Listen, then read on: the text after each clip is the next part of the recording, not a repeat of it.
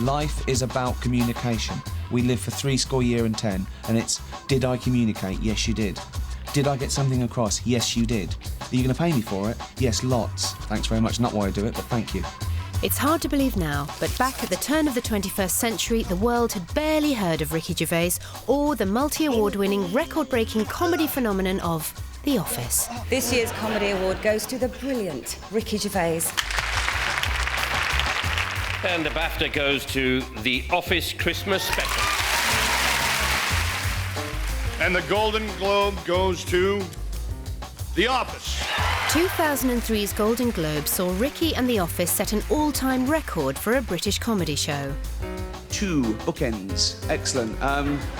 You need the set. One looks, The Office became the first British comedy and Ricky the first British actor ever to be honoured at television's Oscars. But how did the phenomenon come about?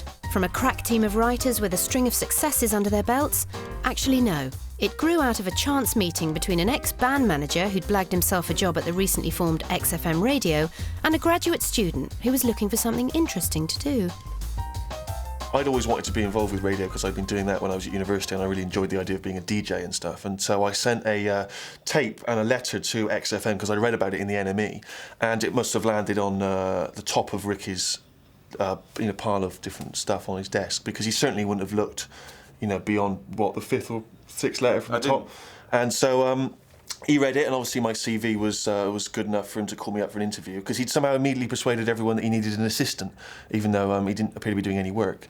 And so when you blag a job in an interview, say, have you done this? I go, yeah, and then you've got to do it. I said, it's a lot more work than I thought. I'd need an assistant. If you want this job done well, and I am the man for this job, then I need an assistant. We arranged a meeting, and he came up to London.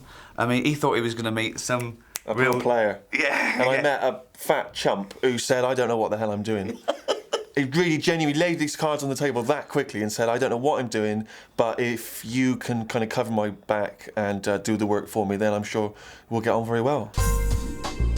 Working with XFM's head of speech meant doing as little as possible and having as many laughs as you could get away with. But within 4 weeks of joining Ricky, Stephen got a tempting offer from the BBC. Initially, I turned it down because I was thinking I'm really having great fun with this guy who, although he doesn't know what he's doing, he's a fun guy to be with. But then, it suddenly occurred to me that actually this guy was probably going to get us both fired, and I probably ought to take this gig with the BBC. And they were offering a sort of trainee assistant producer scheme where I would learn lots of the ropes about making TV and radio and things. It was going to be a great kind of learning process for me. So I phoned them back and said, actually, maybe I will have that job. So in 1998, Stephen joined the BBC training scheme for fledgling producers. As part of the course, trainees were required to make a short documentary feature. Stephen decided to team up with Ricky and spoof the format. Their film centred around a character Ricky had devised called Seedy Boss. AKA for you. Well, it never occurred to us when we were doing it that this would be anything other than just a fun day where we could film this character. It was never thought of as being a demo tape to make a TV show or anything like that. It was just something to do because I had to do something. And then when we looked at it, we were just like, hang on, this is kind of a bit good, a bit exciting. What upsets you about your job? Wasted talent. It was really more to emulate this documentary feel, and we'd come out of a spate. 10 years of docu-soaps, had been happening on British TV. So we knew what we were aiming at. Oh man, keep away from this guy. The tape was passed around the BBC and became cult viewing amongst staff. Rookie producer Ash Atala made it known that he would like to be involved. 6'7". I phoned Stephen up and I said, yeah, this is great. I mean, the only thing is I'm a very junior person in the department, so I'm not sure how much help I'm going to be to you. Karen, this is Mr. Brent. One morning, Ash Atala came into my office with a tape, and he stuck it on, and I thought he, being Ricky, is very funny and quite a sort of startling talent, and said, well, this is good, what are you doing with it? And Ash said, well, I've taken it to John, who was John Plowman, who was our boss, but he's not very interested. At the BBC, Anil Gupta, who had just had great success producing Goodness Gracious Me, had enough clout within the Beeb to reapproach his boss with Ricky and Stephen's tape. So we all sat down and watched it again, and convinced John that there was something in it and that maybe we ought to try and get a pilot made. John said to John, and has subsequently denied this, but definitely at the time said to me, yeah, okay, we could do it, but he can't be the lead, he being Ricky. And we both said, what? You're mad. He's the show. You have charmed me. You've got the job. Great. We got Ricky and Stephen in and said, we quite like this, and what do you want to do with it? They were very wary, I think is probably the best description. Well done. John Plowman called us in and said, do you think there's a sitcom in this? We said, yeah, we think so. Yeah, we think so. If we can do it like this. And he sort of looked at us, who do you think you are? In the meantime, the tape had found its way to Channel 4 and earned Ricky a spot on the 11 o'clock show. Hello? What would you like for Christmas? Pokemon. Pokemon. Complete set. The complete set. The complete set of Pokemon would cost hundreds of pounds. So I'm going to be honest with you. The chances of you getting that are slim to none, and I'll tell you why. I know your parents. You live on Whitley Estate, don't you? Yeah. The little money your mother does earn selling Polaroids of herself to readers' wives, she blows on bingo and jingo on the top rank. Back at the BBC, funding was approved for the team to make a pilot episode of the show. But Ricky and Stephen were once again intent on raising the stakes. The main sort of stumbling block was that Ricky and Steve announced, slightly unexpectedly, that they wanted to direct. Now, people didn't usually say that, and it sort of all caught us a bit unawares. Well, one, really, we knew what we were doing. We were cutting out the middleman. We know how we wanted it to look, because we'd done it before, and we wanted it to look like that.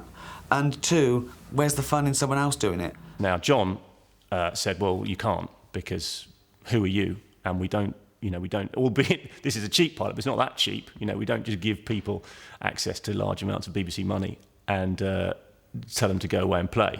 This is Wernham Hogg, the biggest supplier of paper, card and wood pulp products in the entire Thames Valley area. Life is like a maze of doors. We eventually resolved the problem when I said, well, I'll tell you what, I'll direct the pilot. I know how to direct single camera stuff, so the BBC are happy that, we're not going to make a complete hash of it, and the boys are happy that there's not going to be some other rampant ego running around messing with their show. Ricky Howard has just left university and is one of the many temps who passed through the doors of Wernham Hogg.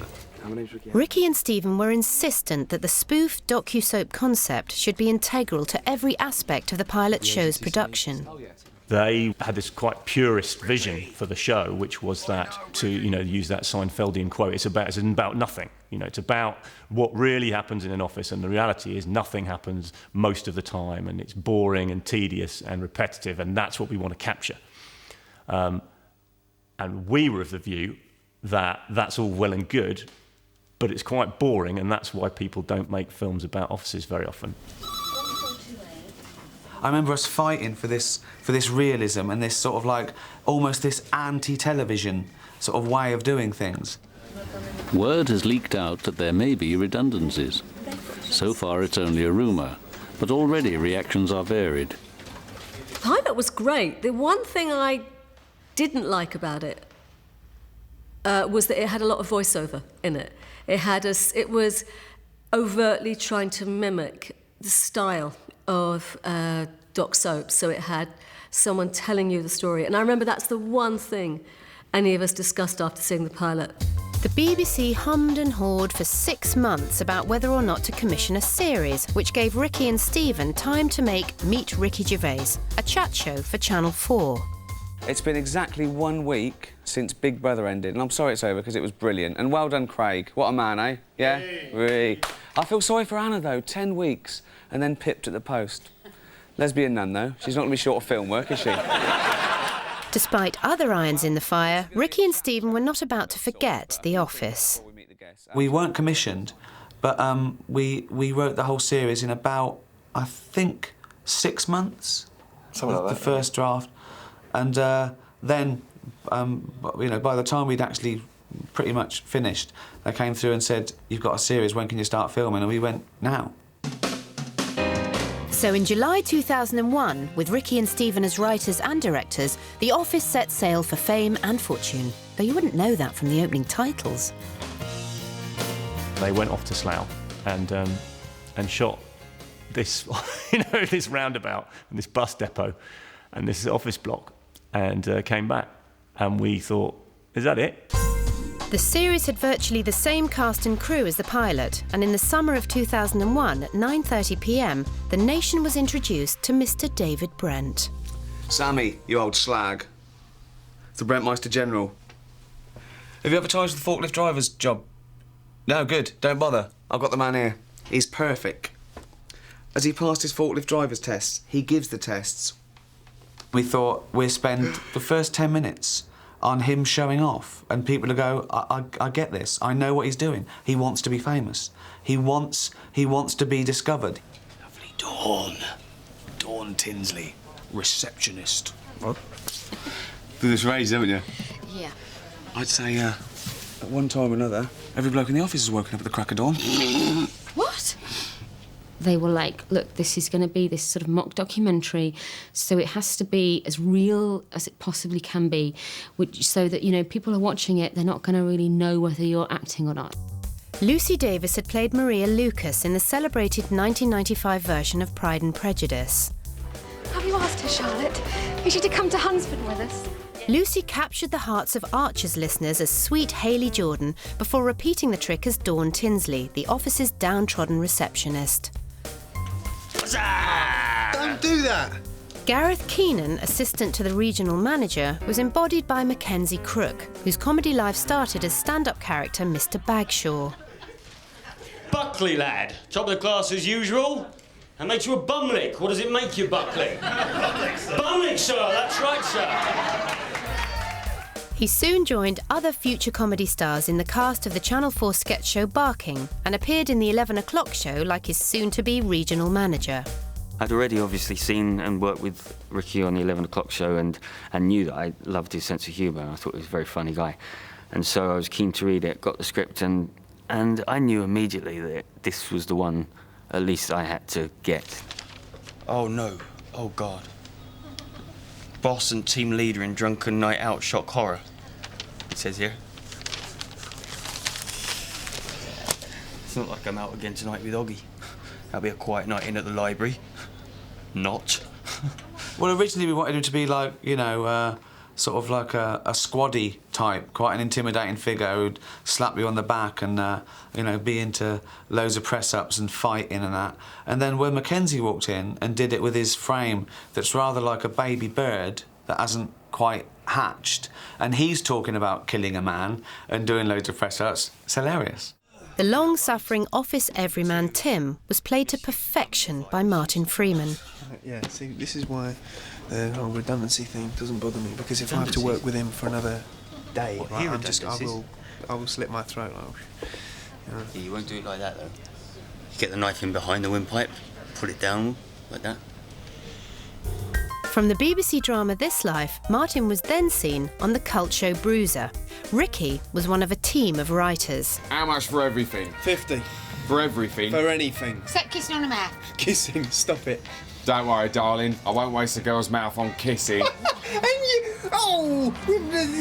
Dirty! In Bruiser, Martin played alongside Mitchell and Webb, who would go on to make the acclaimed Peep Show. Right, that is it. Slow down, you move too fast. Solomon's here. All part of the job. What's going on? Put my stapler inside the jelly again. Once you get the actors and you cast someone like Martin Freeman or Mackenzie Crook and you see them at work, then of course you get a sense of what they can do and what they're particularly good at. Give him an official warning. How do you know it was me?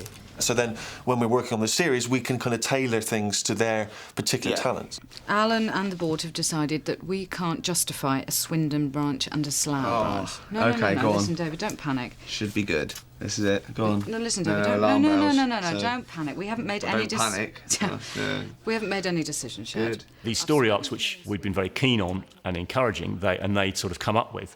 The whole sort of Damocles redundancy thing were there from the start and absolutely mapped out through the 6 episodes. Head office have deemed it appropriate to enforce an ultimatum upon me, and Jennifer is talking of either downsizing, Swindon branch or this branch.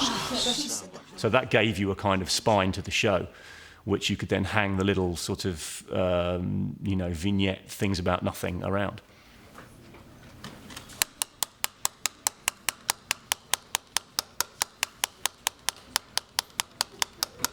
What are you doing? What are you doing? That's ridiculous. Every week you get figures where members of the public rank every show from 0 to 100 on what they think of it. And you get these figures for every single programme. The first few weeks of The Office were just terrible. I was on a train the day after the first episode had been on, and I heard two people talking about it. And there was two women, and one said to her, she said, "Did you see that documentary last night on BBC Two about an office? Oh, it was hysterical. I was in hysterics. The main boss, oh, he's comical. He's comical." And her friend said, "I don't think that was a documentary. I think that was a comedy." And her friend went, "What? Oh, it wasn't very funny then." And I thought, well, that's not fair, is it? What are the rules there? But as the series went on, viewing figures started creeping up as audiences got the hang of the docu-soap sitcom concept. And it's all that now, isn't it? Yeah, I know, it's all... Busy? Yeah, just keeping up the morale. Can we have a chat? Yeah. Oh! Why we had to film this character in the documentary style is because he knows he's being filmed, so he's trying to present a version of himself to the world, and of course the world sees him for what he really is because he constantly shows himself up. I've just spent 2 days in Swindon with Neil, and he's made some big changes. Now, when we spoke on Friday, you said you were going to instigate some changes of your own. I just wondered how that was going. Great. Good. What have you done? Changed many things, really. In a global sense, streamlining the whole ongoing enterprise of it. I'm sorry, David, that Go sounds on. like management speak to me, and I know you hate that. It was integral. It was absolutely fundamental that people had to know these people were acting like this because they knew they were being filmed. So there have been some redundancies? Yeah. Well, have you let anyone go? Yeah.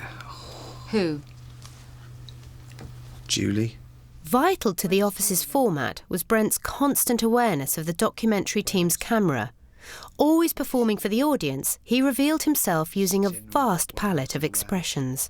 There's the, I'm lying. There's the, I'm pleased with myself. So, put that in your pipe and smoke it. Yeah. 2. You've got two. You've got two acting techniques. If someone's unlucky, you go, I'm not saying he's unlucky, but if he fell in a barrel full of tits, he'd come up sucking his own thumb. Bit not, yeah. I thought you sucked knobs. Do you? Rather than address the issue of looming redundancies, Brent saw his chief role in The Office as entertainer. They're cracking up. He didn't say, I want to be a comedian, or I'm like a comedian. He said things like, as a comedian. And he meant it. He thought, I'm a comedian. You just haven't discovered me yet. No, is it an intro? What I'm saying is it... Hey! Finchy! David, man, when's it due? Oh, here we go. Fasten your seatbelt. Hey, it's not a seatbelt big enough for you, you fat bastard. All bought and paid for. And David Brent saw himself as a double act with odious sales rep Chris Finch, played by Ralph Ineson. Together, they were partners in crime against comedy. He was there to show that Brent wasn't actually a bastard. Brent was a bit of a twit, a bit of a loser. But Finchy was a nasty piece of work. Finch was there to remind you shouldn't really laugh at bullies, because on the face of it, he's this guy who comes in, he's a life and soul, but then he starts being nasty, and you might laugh, but soon it's your turn. When we had the question, name the Cuban leader who's been in power since the revolution of 1959. Fidel Castro. Yeah, you know it now, yeah? But what did you say then? It's a quiz situation. No, tell them. It's a quiz situation. What did you say then? What did you say then? Well, who's the Cuban leader? Fray Bentos. Huh? No wonder this place is going down the pan. You're a waste of bloody fun. Everybody's come across people like that and just wanted to kind of out them. And it felt a bit like outing all these yobbies, show-off bullies that exist in everybody's life. And it was quite kind of cathartic to do it like that, which sounds terribly poncy, I know. But yeah, it felt different to play that character because I really hated him and I enjoyed making him a complete tosser because, it's like calling those people a tosser yourself. University education didn't help you there, did it, Paul? Now, let that be a lesson to you. Respect your elders and do not fuck with the big boys. Life. Life. When you think about some of the things that Ricky and Stephen did in The Office, the show took on some big issues that people would often shy away from in quite a fearless way. It's like when you see someone look at a little handicapped and go, oh, look at him, he's not able-bodied. I am. I'm prejudiced, yeah? Well, at least the little handicapped fella is able-minded. Unless he's not. It's difficult to tell with the wheelchair ones. So just give generously to all of them. Ricky and Steve like to challenge taboos, or, you know, that's where they like to play in that kind of area. This guy does the best Ali G impersonation. I can't do it. Go on. I don't. I think there's someone else. Sorry, no, it's not you, it's the other one. The other, yeah. The other what? Packy. Ah. That's racist. Ricky sort of has odd little obsessions with certain areas of, you know, things like disability and race, where sometimes we'd sort of go, oh, I really think that's a bit too much. I think you might have to not do that. And which they reacted to, their automatic reaction was to say, well, you know, we're absolutely going to do it then. You like a drink at the end of a week? Besides the redundancy subplot, another key story strand was the romantic triangle between Dawn, Tim, and Dawn's bit of rough from the Wernham Hog Warehouse, Lee, played by Joel Beckett. Nice we are. You ready, yeah? Yeah, would you mind if I went out for a drink with this lot? No. Come on, let's go. The romantic element was always a really important, you know, factor in the whole show. And I think had I made the show on my own, I'd have probably made it much more significant. And I think it was Ricky that suggested that the beauty of it is to let it be very subtle and downplay it. And because of that documentary world, they can't express the way they feel. So it becomes a lot more charged and consequently more romantic. Tiny bit loud. Sorry. Ooh, can I have this when you've finished? Yeah, you can have it. Lucy and Martin, you know, just take that to another level. You know, they have, you know, something which is obviously which is beyond our control, which is just a chemistry together. All these flirtatious moments aren't really just to do with, oh, my blouse undone, the top button, or it's to do with them, just look at them getting on. You know, everyone goes, oh, they should be together, and the reason is because look at them always having fun. There's good news and bad news. The bad news is Neil will be taking over both branches and some of you will lose your jobs, yeah. Those of you who are kept on will have to relocate to Swindon if you want to. Yeah. Stay. I know. Gutting. You didn't see me. On a more positive note, the good news is I've been promoted. So, every cloud. But there's no silver lining for David Brent when he fails his medical and doesn't get his promotion. At the end of the series, he announces he turned down the position just to save the Slough branch. So 3 cheers for David Brent. Just come from a meeting at head office where I was officially offered the job as UK manager. And as you know, taking that job will mean a lot of you will lose your jobs. And I'd just like to say, that's why I told them to shove their job up their arses. I think in the professional world, a lot of Ricky and Stephen's contemporaries who had regarded them perhaps as a bit of the new guys, and they'd been working at this game for a very, very long time, suddenly they changed in their estimation. And it went from being this little summertime show to being something that everybody claimed to have spotted first. Faith in the show was rewarded at the end of season 1 with a South Bank Show Award, followed by a Comedy Award and 2 BAFTAs. Lavished with critical applause, commissioning a second series was a no-brainer, and expectations were high. I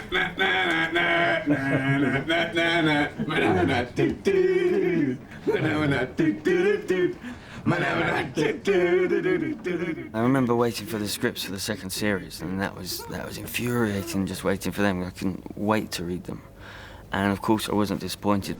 For those of you that don't know me, my name's Neil Godwin. Hello, Neil. Hello. For those of you that do know me, keep stum. Series 2 opens with the merger of the Wernham Hog branches. This means the office has new characters and Brent has a new boss. The younger, more dynamic and, worst of all, more popular Neil Godwin, played by Patrick Ballady, soon to become the ultimate thorn in Brent's side. But there will be perks for him. I'm sure he's looking forward to having a whole new group of men underneath him. Anyway, here's the man at the top of the pile, David Brent. Thanks. Right, you know you were saying there about me being the top of the pile of men, right, saying I'm gay. Right, I'm not gay. In fact, I can honestly say I've never come over a little queer. Another significant threat to the status quo was Stacey Rocker as the vivacious and flirtatious Rachel. Her arrival further complicates the dynamics of the office's romance. Series 2 of anything is a joy because you're not writing blind anymore. You're not only coming up with the lines for characters you know who's playing them, so you play to their strengths. And, you know, a very good case in point is Big Keith, Ewan McIntosh. Now, he was effectively an extra in the first series. Under strengths, you've just put accounts. Yeah. That's your job, though. That's just. It was the one scene in the whole of the series that was just me and Ricky, and I'll tell you, it was good. It was good fun to do. Okay. Under weaknesses, you've put eczema. I think it brought out the heart and soul of Keith, and it also showed another side to Brent, his sort of exasperation, and him actually being, you know, the brains in the conversation for once. What are you doing? We've got hoff everywhere. Perhaps the most significant day in the second series, Red Nose Day, which should be one of Brent's happiest days, in fact turns out to be his bleakest. Tim's donation of £1 in return for a kiss from Dawn tells him the dalliance with Rachel was a sham. Series is in many ways a better sitcom than the first series. Done is beg for my job back as an actor with Jennifer and Neil. David Brent for all these weeks, and he's crying now. He's human. He's all right. I wanted another series immediately, and then I wanted more and more and more. And like any channel controller, you've got this wonderful thing, and you just think, this could be 20 of them, this could be on all year, this could be lots and lots. And Ricky and Stephen were always, we can't do that many, we can't do that many. It's just a special, special thing. And everybody else thought so as well. Series 2 picked up British Comedy and Royal Television Society Awards and 2 BAFTAs. For a year, the cast would be kept busy on other projects, notably Mackenzie Crook, who sailed straight to Hollywood for Pirates of the Caribbean. But in December 2003, the office returned by overwhelming public demand for 2 Christmas specials. We rejoined David Brent in reduced circumstances, trying to keep up appearances as a door-to-door salesman. Hello. Right, I've got a meeting with Ray Howells, who's the building manager here at the Park Conference Centre. Are you a door-to-door salesman? No, I don't go cold calling. Try and sell people clothes pegs and dusters. I do sell dusters, but that's about 5% of what, we do. Well, the exciting thing about doing the specials was, there'd been a bit of a gap. I think it had been like a year and a bit, and we treated that like it was a different documentary team going back and doing one of those revisited type programmes. Well, he's the star of that BBC Two documentary series, The Office. He's the boss from hell. He's looking for love and a job. He's all the way from Slough. Give it up, everybody, for David Brent! So now, Brent had become a bit of a minor local celebrity. He was trying to become a performer. So it gave it a new injection. Despite his ignominious departure, he still makes regular visits to the old office, where Gareth now occupies his desk. Well, I bought that from Halfords. Oh, here he is. This fella who nicked me job. Didn't nick it. Nah, didn't want it anymore. He begged for it. I didn't. Shut up. What are you talking about? He's here more often now that he doesn't work here than he was when he did work here. Exaggerating. Gareth is, his eyes have been opened a little bit about Brent. And perhaps he's discovered that the job wasn't as difficult as Brent sometimes made out, something like that. He's fallen from his pedestal a bit. But, you know, like you remember your first love or a crush you had in school, he's still fond of him.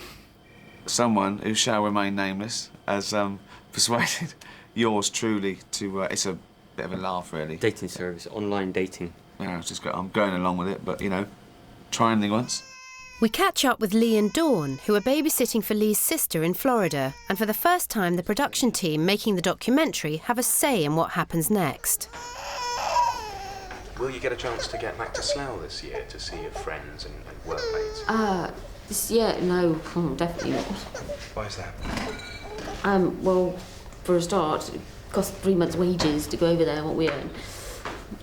What if we were able to arrange for you to go back? There's a million reasons we can't go. So. What do you mean arranging? Well, if we were able to take care of everything, would you want to go back? Yeah, of course. Let's talk about it first. Was that a genuine offer? And I think, am I right in saying in the specials that's the first time we hear the interviewer's voice? And of course, it's great in the fact that the documentary people have actually had a hand in getting Dawn and Tim together. Brent's online dates have so far all been disasters, but he's determined not to turn up alone at the office party, so he pins all his hopes on another blind date. We brought you the long way round. This is Chris, Neil, Carol. Hi, Carol. Hi. For this evening. So, yeah. I'm kind of in awe of the way they wrote David Brent's date for that final episode. It was so well done that they picked a woman that could quite possibly, you know, give him a chance. She wasn't a caricature, and she was attractive, and they did that so brilliantly. Would you want to see him again? Yeah, I think so. And you were left with such a great feeling that perhaps it's going to be all right for David Brent. Definitely.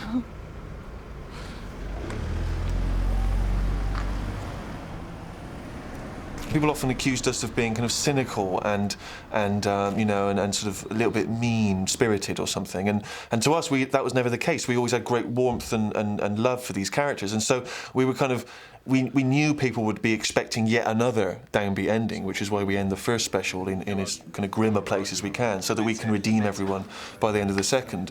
No dog with you today, David? Oh, do you not see her? She just left. Chris, yeah. Why don't you fuck off? I think people were so much looking forward to seeing how it was going to work out. And I know people were really rooting for Tim and Dawn to get together. And I hadn't told a soul. I hadn't told a soul of what was going to happen. I refused. Most people didn't want to know anyway. They wanted to watch it for themselves. But even like my boyfriend or my mum, I was like, no, not telling you, not telling you. I was like, no, you can bloody watch it. My son. The doctor's telling the truth as well. Is he a man? Oh.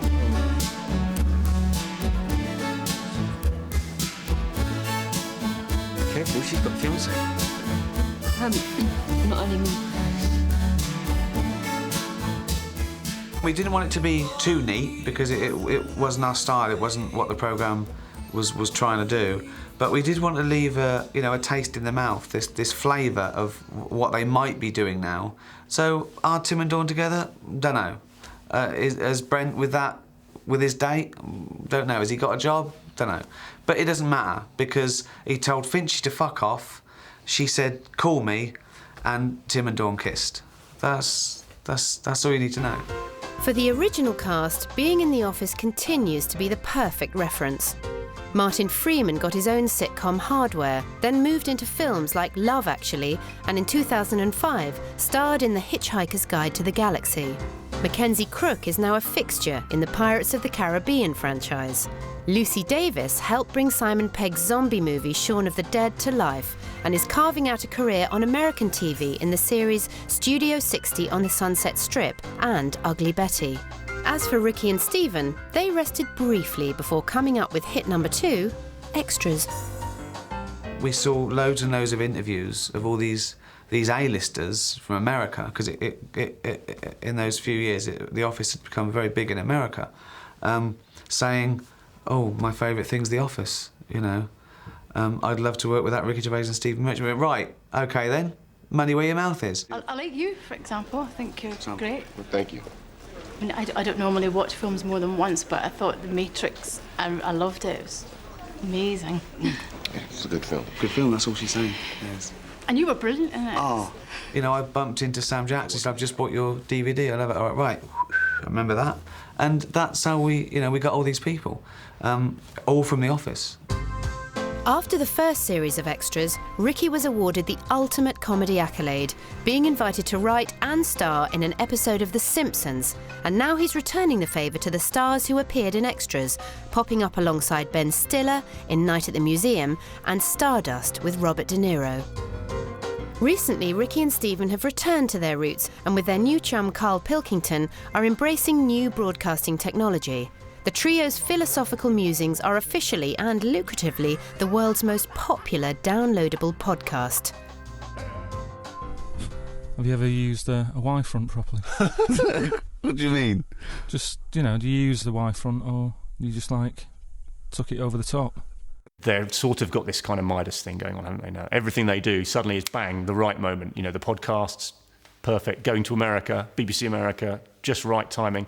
Obviously, it helps if you've got a fantastic show, but they just seem to just plug into sort of social moments at the right moment, and the sort of snowball just effect grew and grew. Oh. Probably write a song about this one day. Ricky and Stephen seem in no immediate danger of losing their Midas touch, but it was the show that put Slough on the comedy map and made a megastar of Ricky Gervais that reveals the duo's approach. Trust in your own vision, believe in your own talent, and stick to your guns. Oh, and one other thing. We ripped off the best. Oh, yeah. It's not new at all. There's not a new idea in that goddamn show. No, we ripped off Lauren Hardy, The Simpsons, Spinal Tap. What was the other one you said? Woody Allen, Larry Sanders. Yeah. We ripped them all off. Ha ha. And we got away with it. Ha ha.